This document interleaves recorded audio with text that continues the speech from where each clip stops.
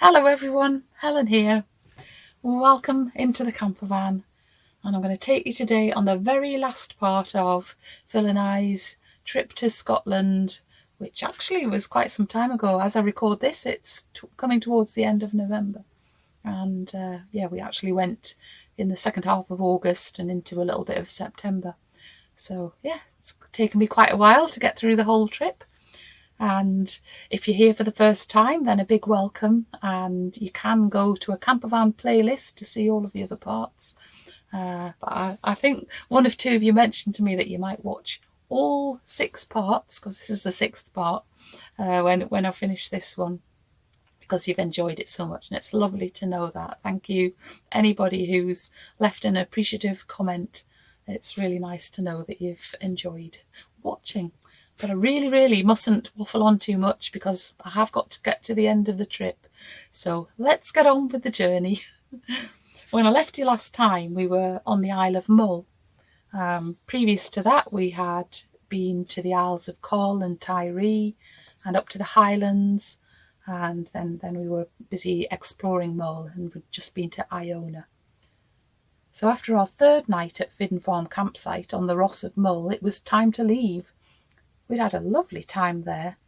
It wasn't too busy a campsite considering we were there in August, and we found it to be an excellent place to stay, right next to the seashore and with good facilities, apart from there was no electric hookup. But we overcame that problem. The sun was shining when we set off, which was a real treat after all the rain that we had had for the first week and a half of the holiday. We drove the short distance to Finnefor and then headed a bit further along the road, but only for a short way, because Phil wanted to go for a little walk to see the quarry where the stone that was used in the building of the Skerryvore lighthouse came from. After parking, Phil set off for the old quarry, while I stayed in the van to do some knitting and crochet. And you can see me here working on one of the crochet pouches that I made, and also on the wings of a dove shawl. In fact, I managed to finish the shawl with only the tiniest ball of the cream yarn left over. Phil thoroughly enjoyed exploring the old quarry site, which was conveniently positioned in a harbour, and you can still see a bit of the quayside where stone would have been loaded onto ships and taken across to the Isle of Tiree, where the stones were prepared, and then transported to where the Skerryvore lighthouse was being built about 12 miles offshore. The stone from here was mainly a pink granite, and it's really good at withstanding the crashing waves. The Skerryvore lighthouse has been standing now for nearly 180 years, so I think that's a good advert for pink granite. In fact, granite from this quarry can be found in places all around the world, including the USA and New Zealand, as well as prominent buildings in London and elsewhere in the UK.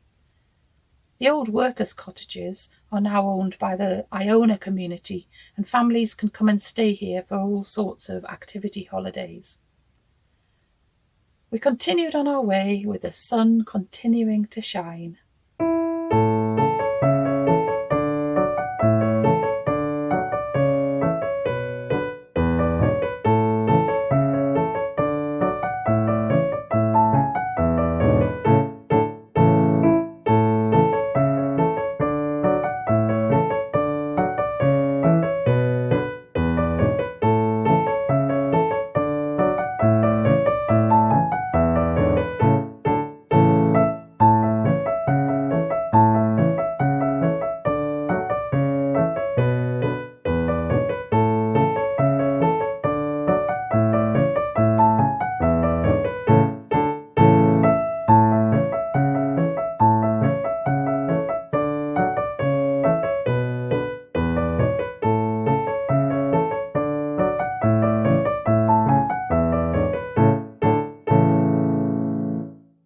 And soon we arrived at our next port of call, the Ardnamurchan Isle of Mull weavers. We took the opportunity for a bit of lunch. There wasn't a cafe there, but in the welcome room there were some delicious pasties for sale, and we were able to help ourselves to cups of tea. Afterwards, we were able to go into the weaving shed to see how the cloth was made, and also visit the dye garden. All of the fleeces come either from sheep on the farm here, a mixture of Hebridean, Shetland and Manx Lochtan breeds, or from other farms in the Highlands of Scotland.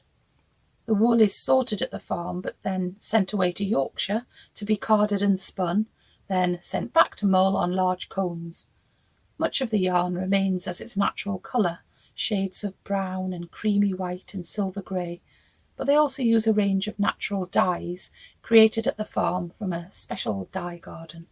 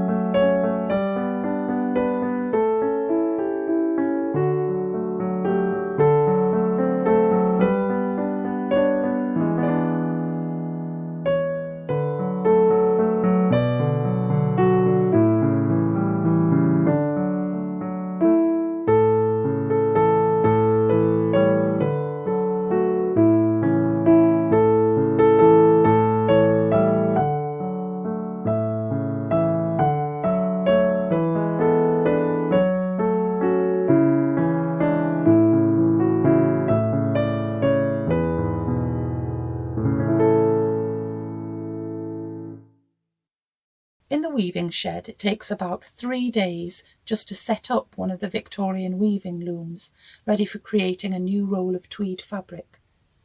For each fabric design, there's something called a ticket, and they select cones of each colour listed in the ticket and put them up on the creel, which is a big rack for holding bobbins. From there, they draw the yarn, as set out in the design ticket, onto the 1920s sectional warping mill. When this task is completed, the huge roll of warp yarn, which looks like a giant bobbin, is transferred to one of the weaving machines with the aid of a little wheeled buggy and a hydraulic jack, ready for the weft to be woven in. Yarn for the weft threads is prepared by transferring it from the large cones to thinner bobbins, which you can see happening here on this machine. There are a lot of fine adjustments to be made before weaving can actually begin, and constant checking during the weaving process to make sure the yarn is distributed evenly. The Ardnamurchan weavers say that they tend to design from a classical perspective with a modern edge. We saw several designs that were in the process of being woven, all of them beautiful. We went into the shop and spent quite a long time browsing. Many of the items for sale are made on site, with some more specialised items such as caps being made elsewhere by a tailor. At first glance, everything seemed very expensive, but after you've learnt about the whole lengthy and skillful process of producing this gorgeous cloth, it seems a very fair price indeed. There were so many tempting items on offer in the shop, from household goods to clothing, as well as a large range of fabric. I did try 1 or 2 things on, but I wasn't confident that they looked right on me, so instead I decided to buy a piece of fabric to take home and ask my mum very nicely to make something for me that I knew I would wear, but I'll tell you more about that another time. We were at the weavers for a surprising length of time, and it was mid-afternoon before we set off again, heading for an area of Mull where neither of us had been before, towards the northern half. Once again the scenery took our breath away, and we had the added advantage of the sunshine showing us the landscape in great clarity.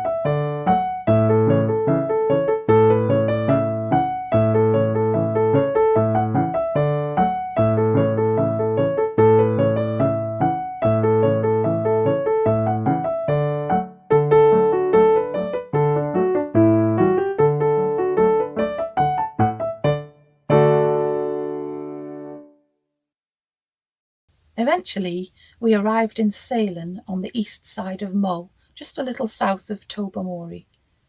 We'd read that there was a nice tea room there called the Coffee Pot.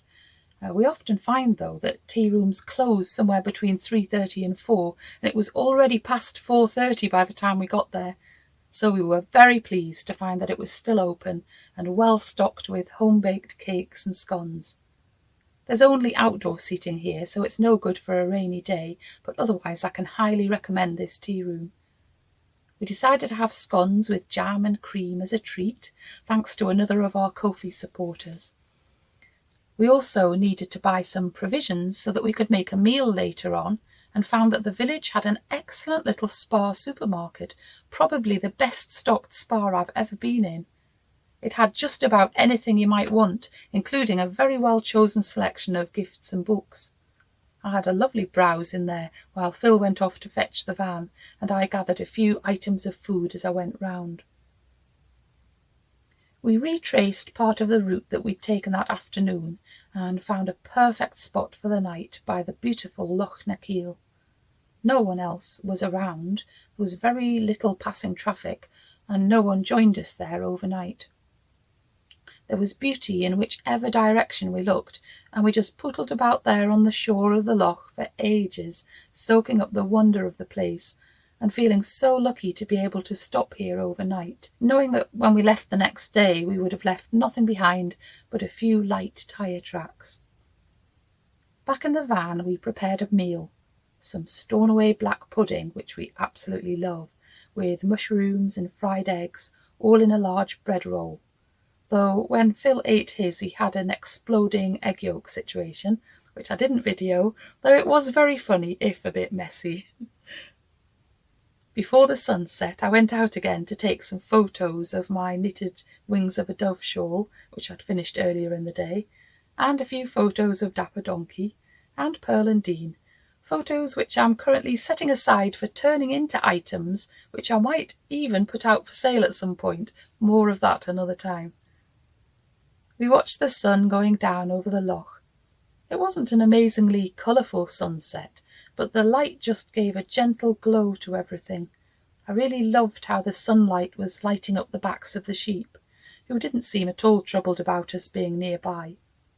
It was so quiet and peaceful, and this location is definitely another of my highlights of the whole trip. We woke the next morning to more sunny weather and only a slight breeze. When we're away in the van, I'm always hoping to find great locations for washing my hair, and this location was definitely special and therefore had to be recorded on video. Anyway, it was a most enjoyable hair washing location on a very beautiful morning. We reluctantly set off from our lochside haven and found ourselves driving through more stunning landscapes.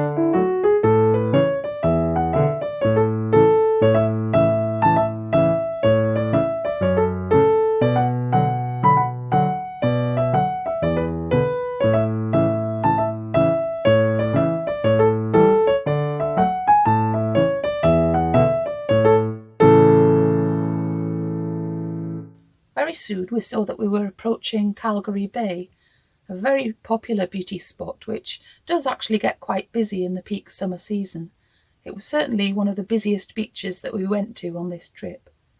It's easy to see why it's so popular though, because it is a very attractive place and not too far from Mull's largest settlement, Tobermory. We stopped in one of the little car parks, where there's a place that normally sells drinks and snacks, but it was closed, so we made cups of tea in the van and took them out to a nearby bench so we could fully appreciate the view while we drank our tea. Our next stop was just on the outskirts of Tobermory. Earlier in the holiday, we'd bought and thoroughly enjoyed some Isle of Mull mature cheddar, so we'd been keen to visit the place where it was made. As these signs in the shop told us, the whole process of cheese making takes place at this farm. I've got no idea how to pronounce the name of the farm. Everything is raised, grazed, fed, made, bottled and packed on this site. We purchased some cheese, of course, to take home with us, and had a tasty, cheesy lunch in the Glasshouse Cafe.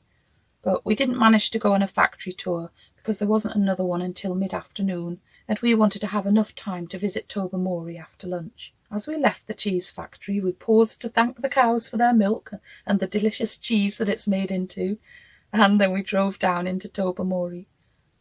Tobermory was built in the late 1700s as a fishing port, and it's the largest town on Mull.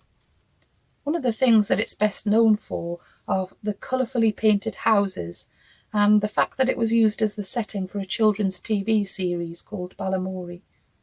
It's also well known for its wealth of wildlife, including white-tailed eagles, although we didn't spot any while we were there. Apparently there's the wreck of a Spanish galleon lying at the bottom of the bay, which sank there after escaping from the Spanish Armada in 1588, supposedly carrying lots of treasure, although nothing significant has ever been found. There's a good selection of shops in Tobermory, some of them selling locally made goods, such as the Isle of Mull Soap Company, and I did buy a bit of soap there, and an excellent ice cream shop selling ice cream that's freshly made each day from milk that they collect from the farm at the Tobermory cheese factory. So of course it was essential to sample the ice cream. There are several cafes too, although the one that we chose later was rather below par in my opinion. There's also the Tobermory Whisky Distillery, but as whisky isn't really our thing, it wasn't somewhere that we chose to visit. We spent a bit of time just relaxing by the harbour, knitting or reading and taking some photos, though the best photos of Tobermory need the tide to be right in and the sea calm and the light just perfect for seeing reflections of the coloured houses in the water. You'll see that the perfect moment occurred when we returned to Tobermory the following morning.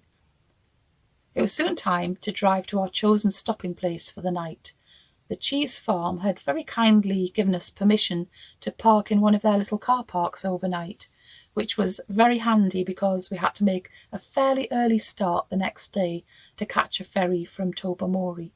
We were ready to leave the cheese farm just as day was breaking, and we were a bit taken aback to discover that we were surrounded by cows, who presumably had come to see us off the premises, maybe? Although some of them, in fact, were clearly on a mission to get to a very particular location on the farm, which seemed to involve them going across a ditch and squeezing through a hedge. When we got into Tobermory, the sun was just coming up and the light was absolutely beautiful. We were in plenty of time for the first ferry of the day, so we parked in the queue and wandered around taking photos.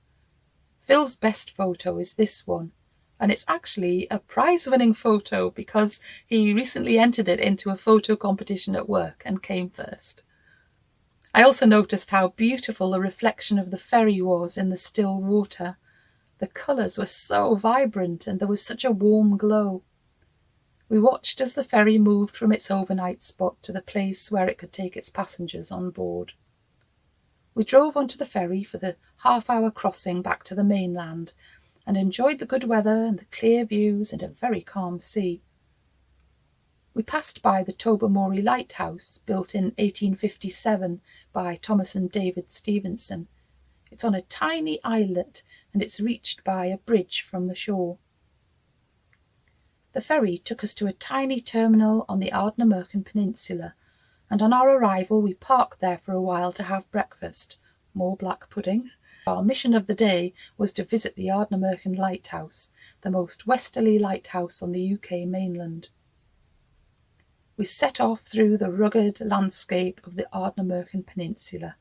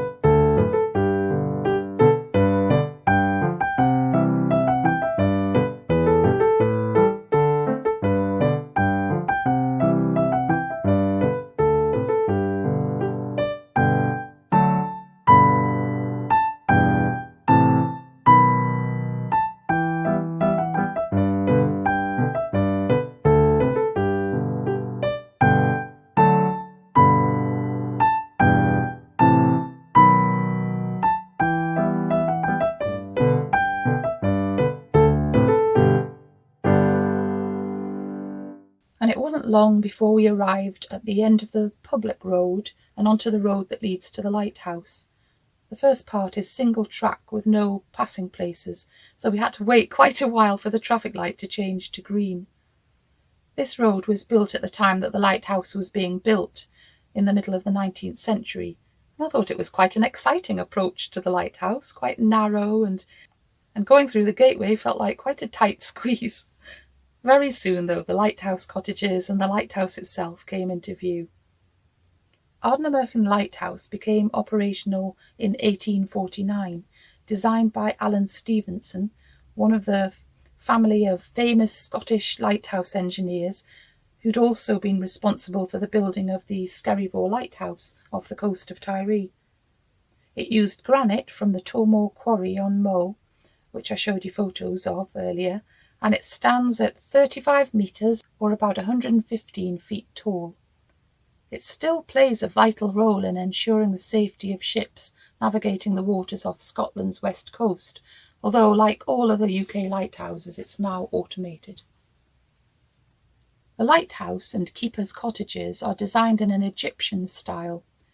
You can see the Egyptian detail near the top of the lighthouse, and the buildings here definitely look different to the usual homes that people would have lived in. The buildings are now owned by a trust who use the outbuildings as a visitor centre and cafe open during the summer months. We were pleased to find that they were offering tours of the lighthouse, and we were very glad that we took them up on this because it was excellent. At our appointed time we walked through the door at the base of the lighthouse.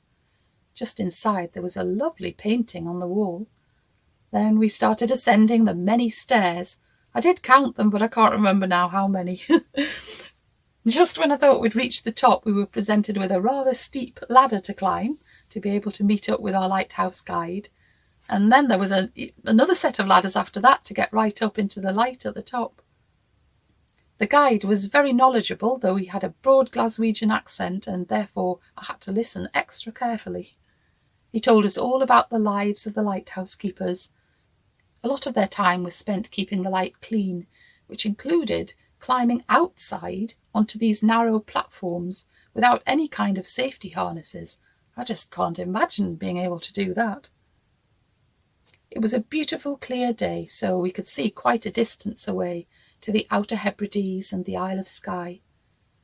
Although I don't like being up high, I did brave going outside while we were up the lighthouse. I was really glad that I did step outside though, because the views were really worth it. Though I couldn't quite bring myself to walk right around to the front of the lighthouse. We carefully descended to the bottom of the lighthouse again and walked down towards the foghorn, where we came across a group of whale watchers who were kindly offering visitors their powerful binoculars. And I did get a few sightings of some minke whales, though they were quite far off, and I wouldn't have known what they were without the experts to tell me. We returned to the little cafe, bought some lunch, and were very happy to be able to eat it outside, surrounded by the stunning views. Afterwards, we wandered around taking more photos, visiting the engine room, and enjoying the blue sky and sunshine and fabulous scenery. Soon, however, it was time to set off, and this time we were heading for home.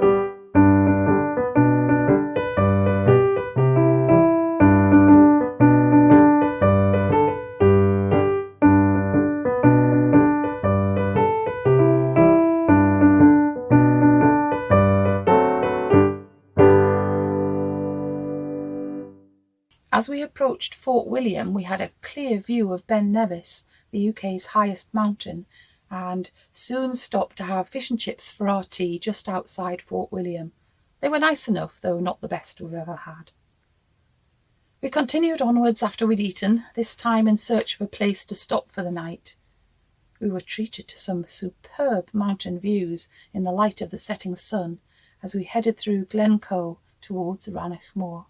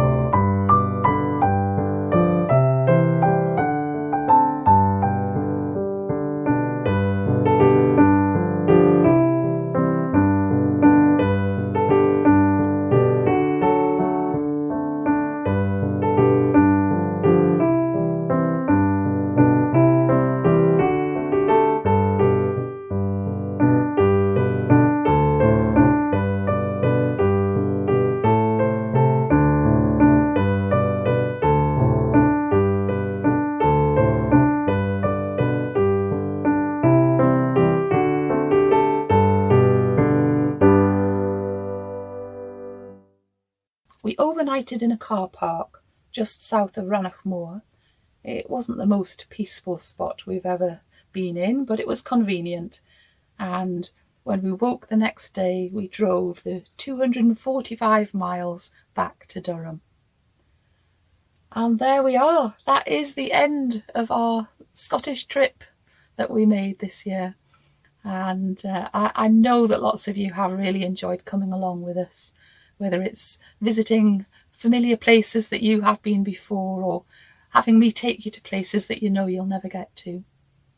So I think that'll have to be it for today, though. I promise to be taking you out in the camper van again before very long. But until I see you again, take great care of yourself, keep nice and busy, and I will see you soon. Okay then, bye.